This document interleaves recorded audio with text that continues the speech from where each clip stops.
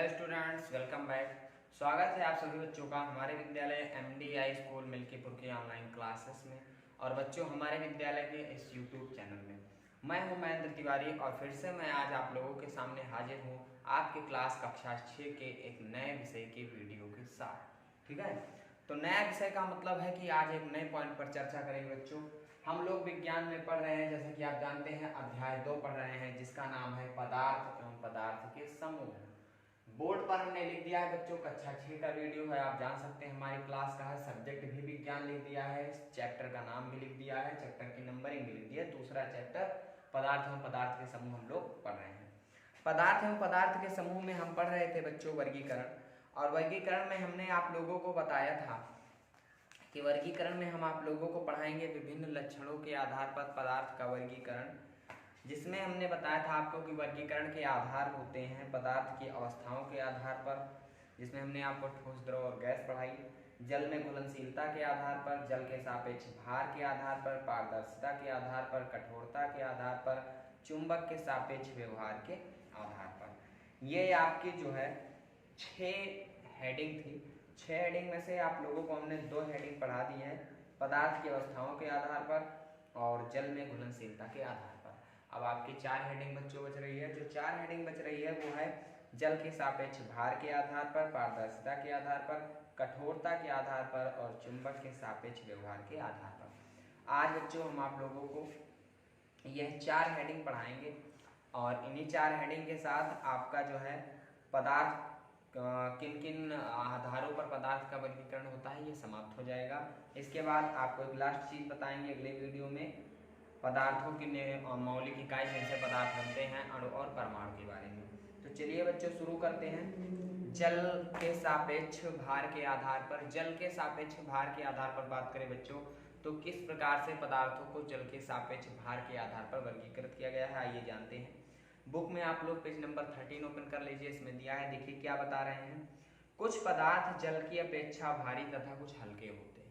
जैसे तेल वगैरह है वो जल की अपेक्षा हल्के होते हैं, बिकॉज वो जल पर तैरते रहते हैं। लेकिन अभी लोहे या की कोई वस्तु है तो जल में डूब जाती है क्योंकि वो जल के भार की अपेक्षा उसका भार ज्यादा भारी होता है। ठीक है, जो वस्तुएं जल में तैरती हैं वो जल से हल्की होती हैं, जो डूब जाती हैं वो जल से भारी होती हैं। जल में कुछ पदार्थों को डालकर देखिए क्या कौन डूबता है कौन तैरता है। देखिए दिया गया है सरसों का तेल, टेबल दी गई है तालिका 3.3 में। सरसों का तेल, मोम, लोहे की कील, कांच की गोली और लकड़ी का टुकड़ा। तो सरसों का तेल तैरता है इसलिए जल से हल्का है, मोम तैरता है जल से हल्का है, लोहे की कील और कांच की गोली डूबती है तो ये जल से भारी है, लकड़ी का टुकड़ा तैरता है तो जल से ये हल्का है। इस प्रकार जल के सापेक्ष भार के आधार पर पदार्थों को हल्का या भारी में वर्गीकृत किया गया है। यानी आपको डिसाइड कर लेना है, अगर जल की बात करें तो जो चीजें उसमें डूब जाएंगी वो भारी होंगी, जो चीजें तैरेंगी वो हल्की होंगी। ठीक है, चलते हैं बच्चों अब नेक्स्ट हेडिंग के आधार पर पारदर्शिता के आधार पर। पारदर्शिता का मतलब होता है देखना। देखना 3 तरह से समझ लीजिए। एक चीज ऐसी हो कि जिसमें आर पार दिखाई देता हो, जैसे कांच हो गया। एक चीज ऐसी हो जिसमें आर पार नहीं देखा जा सके, एकदम ही ना दिखाई दे, जैसे लकड़ी हो गया, कुर्सी हो गई या कुछ भी बोर्ड हो गया, इसमें आर पार हम नहीं देख सकते। कुछ चीजें ऐसी होती है जिनमें कुछ आर पार देखा जा सकता है। ठीक है, तो आज हम आपको इन 3 पदार्थों के बारे में बताएंगे, ये हाई स्कूल में भी है, ध्यान से समझिए। पारदर्शिता के आधार पर बात करें तो लकड़ी, कांच, तेल लगे कागज, पॉलीथीन आदि छोटे छोटे चौकोर टुकड़ों को एकत्र करके एक एक को सूर्य के प्रकाश में सीधा रखें। लकड़ी, कांच, तेल लगा कागज। आप देखेंगे कि क्या सभी वस्तुओं से प्रकाश आर पार निकल जाता है? नहीं निकलेगा भाई, क्योंकि लकड़ी में से नहीं निकलेगा और कांच में से तो पूरा निकल जाएगा, लेकिन तेल लगे हुए कागज से नहीं निकलेगा। वे पदार्थ जिन पे आर पार हम जिनसे देख सके वो पारदर्शी कहलाते हैं। पदार्थ के इस गुण को पारदर्शिता कहते हैं, जिसे जल हुआ, कांच हुआ। वे पदार्थ जिनके आर पार नहीं देखा जा सकता वो अपारदर्शी कहलाते हैं, जैसे लकड़ी, कागज, ये सब आप लोग जानते हैं, पत्थर। ठीक है, और वे पदार्थ जिनके द्वारा धुंधला रूप से थोड़ा थोड़ा हम देख सकें वे पारभासी कहलाते हैं, जैसे तेल लगा हुआ कागज हुआ या पेंट किया हुआ कांच हुआ। इस प्रकार पारदर्शिता के आधार पर पदार्थों को पारदर्शी, अपारदर्शी, पारभासी में वर्गीकृत किया गया है। फिर से बता दे रहे हैं, पारदर्शी जिसमें आर पार दिखाई देता हो, अपारदर्शी जिसमें आर पार ना दिखाई देता हो, पारभासी जिसमें आर पार बिल्कुल भी, यानी कि इसमें थोड़ा थोड़ा दिखाई देता हो। ठीक है, इसके बाद चलते हैं आगे। कठोरता के आधार पर बात करें बच्चों, तो कठोरता के आधार पर क्या बता रहे हैं, कुछ ठोस पदार्थ जैसे लोहा, लकड़ी, कांच के टुकड़े, रुई, ऊन, रबड़ की गेंद, स्पंज आदि लीजिए। एक एक करके इनको अंगुलियों से दबाएं। कुछ पदार्थ आसानी से दब जाएंगे, ऐसे पदार्थों को मुलायम पदार्थ कहते हैं। कुछ पदार्थ अंगुलियों से दबाने पर नहीं दबते हैं, ऐसे पदार्थ कठोर पदार्थ कहते हैं। ये तो हम लोग वैसे भी जानते हैं, जैसे ईंट दबाने से नहीं दबेगी तो इसको हम बोलेंगे कि ईंट हमारी क्या है, ईंट हमारी कठोर पदार्थ है, जो दब जाएगा। रुई, स्पंज मुलायम पदार्थ है। इसके बाद एक लास्ट पॉइंट है आपका, चुंबक के सापेक्ष आधार पर, यानी कि पदार्थ चुंबक के प्रति कैसा व्यवहार करते हैं। अपने बस्ते में से पेन, पेंसिल, प्रकार, रबड़, चाक लें। इसके अतिरिक्त लोहे की कुछ कीले लें, लकड़ी का बुरादा लें, चाक पाउडर लें, प्लास्टिक के बटन लें, आलपिन लें। इन सबको किसी कागज पर अलग अलग रखें। एक छड़ चुंबक लें, यानी चुंबक की एक छड़ी लें। प्रत्येक वस्तु के पास बारी बारी से चुंबक लेकर जाएं। क्या देखते हैं, अवलोकनों को निम्नलिखित तालिका में लिखें। तालिका दी गई है। चुंबक से चिपकने वाले पदार्थों को अलग, चुंबक से ना चिपकने वाले पदार्थों को अलग लिखना है। चुंबक जिन पदार्थों को चिपका लेता है अर्थात अपनी ओर आकर्षित करता है, वे चुंबकीय पदार्थ होते हैं, तथा जिन पदार्थों को आकर्षित नहीं करता वो अचुंबकीय पदार्थ कहलाते हैं। चुंबक लोहे से बनी वस्तुओं को अपनी ओर खींच लेता है। लोहे के अतिरिक्त चुंबक निकिल, कोबाल्ट जैसी अन्य धातुओं से बनी वस्तुओं को भी अपनी ओर आकर्षित कर लेता है।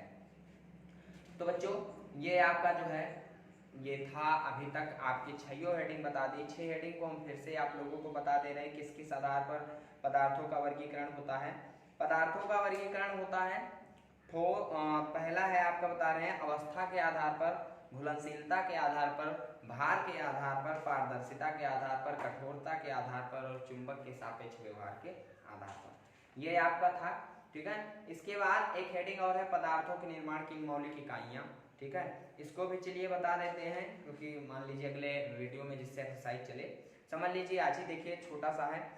पदार्थों के निर्माण की मौलिक इकाइयां, चाक अथवा कोयले का बड़ा टुकड़ा लें। चाक या कोयले इसे पीट कर टुकड़ों में विभाजित करें। हर टुकड़े में उस पदार्थ के गुण विद्यमान है, इसे इतना पीसें कि पाउडर के रूप में आ जाए। अब इस पाउडर को किसी महीन कपड़े से छान लें। छानने पर बहुत महीन कण प्राप्त होंगे, अर्थात छोटे कण भी अनेक छोटे छोटे कणों से मिलकर बने हैं। इसी प्रकार अति सूक्ष्म कणों की हम कल्पना कर सकते हैं, ठीक है। पहला बताया जा रहा है अणु। ध्यान दीजिए, पदार्थ का वह सूक्ष्मतम कण जो स्वतंत्र अवस्था में रह सकता है, उसमें पदार्थ के सभी गुण होते हैं, वो अणु कहलाता है। किसी तत्व के सभी अणु एक समान होते हैं तथा भिन्न भिन्न तत्व के अणु गुणों में भिन्न भिन्न होते हैं। पदार्थ का वह अणु, यानी कोई भी चीज है बनी हुई है, वो एक छोटे छोटे छोटे छोटे अणुओं से बच्चों मिलकर बना है और वो स्वतंत्र अवस्था में रह सकता है, ठीक है। और इसके बाद इसी के विपरीत जो है परमाणु है, किसी पदार्थ का वह सूक्ष्मतम कण जो स्वतंत्र अवस्था में नहीं रह सकता और रासायनिक क्रिया में भाग लेता है, परमाणु कहलाता है। अणु और परमाणु को बता रहे हैं हम नग्न आंखों से, यानी ऐसे आंखों से नहीं देख सकते। परमाणु आपस में संयुक्त होकर अणु का निर्माण करते हैं, यानी परमाणु अणुओं से भी छोटा है, क्योंकि परमाणु मिलकर अणु बनाते हैं।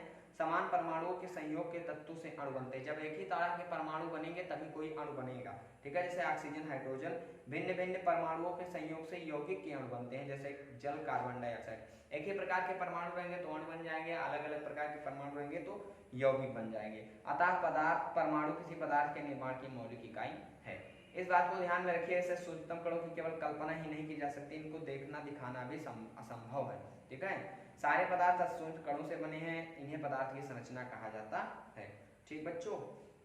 ये आपका था, आज ये आपका लेसन कंप्लीट हो चुका है। अगले लेसन में अब हम मिलेंगे आप सभी बच्चों से और आप सभी लोगों को इस लेसन की एक्सरसाइज बताएंगे। तब तक आप लोग वीडियो को बार बार बैक करके देख लीजिए और हम एक बार कहेंगे कि इस पूरे लेसन को जितना पीछे से हमने पढ़ा है, एक दिन पूरा लेसन आप लोग एक बार से पढ़ लीजिए, जिससे आप लोगों को अच्छी तरीके से समझ में आ जाए। अब हम मिलते हैं आप सभी बच्चों से नेक्स्ट वीडियो के साथ और इस लेसन की एक्सरसाइज के साथ। तब तक के लिए आप सभी बच्चों से नमस्कार।